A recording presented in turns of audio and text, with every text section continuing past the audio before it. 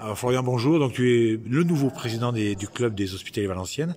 Et donc, toi et ton club, vous avez eu l'idée d'organiser une journée sur le sport et le football santé. Pourquoi vous avez eu cette idée? Alors bonjour, oui, donc je suis le nouveau président des Hospitaliers de Valenciennes. Donc pourquoi on a voulu choisir cette journée-là? En fait, c'est parce que c'est une initiative un peu de mon vice-président aussi, une initiative générale de justement mettre en avant le sport. C'est une thématique qu'on essaye de mettre en avant aussi à travers la santé, par rapport à mes activités aussi professionnelles, vu que je travaille aussi au centre hospitalier. Et en même temps de ça, en fait, je suis joueur des Hospitaliers de Valenciennes. Donc l'idée, c'était d'allier notre passion, le football, avec aussi d'autres activités physiques, sportives, en lien justement aussi avec la santé.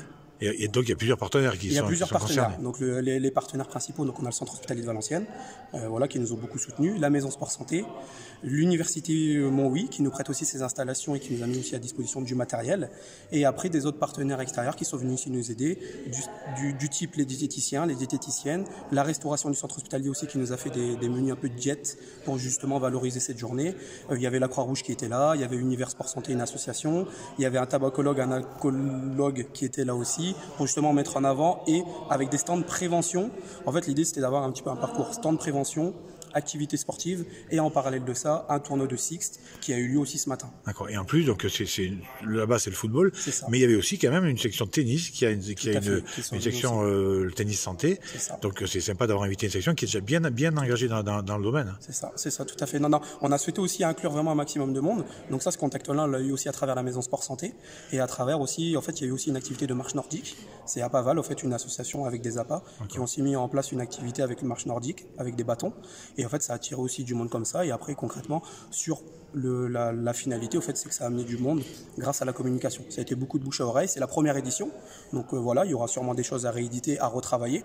Mais je pense que tout le monde a bien compris le sens de cette journée.